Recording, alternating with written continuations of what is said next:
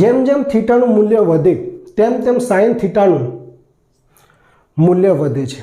જ્યાં 0 ડિગ્રી કહેવા શું માગે છે કે થીટા છે એ 0ના બરાબર છે, કાં તો 0થી મોટું છે, કાં તો થીટા એ 90ના બરાબર છે, કાં તો 90થી નાનું છે. તો મિત્રો આના માટે તમને જે મેં કોષ્ટક ત્રિકોણમિતિના પરિચય ચેપ્ટરની અંદર જે કોષ્ટક આવે છે બરાબર છે ત્રિકોણમિતિય ગુણોત્તરનું, એ તમને આવડતો હોય તો આ એક્ઝામ્પલ તમને આરામથી આવડી જાય. બરાબર છે.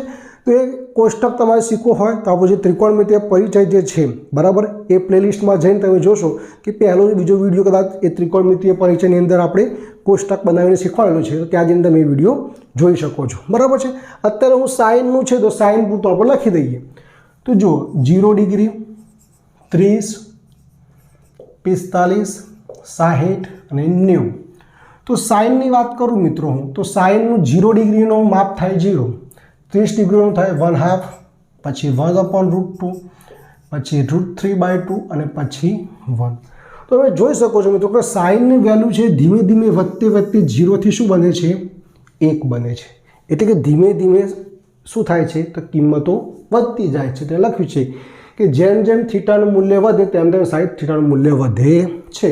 એ આપણે જોઈએ છીએ કે ભાઈ જેમ જેમ અહીંયા થીટાનું મૂલ્ય વધ્યું, આ બધું થીટાનું મૂલ્ય કહેવાય, આ બધા ખૂણાઓ કહેવાય 0, 30, 45, 60, 90. એ જેમ જેમ મૂલ્ય વધે છે એમ એમ સાઇન થીટાનું મૂલ્ય વધતું જાય છે. માટે આ કેવું આવશે સાચું.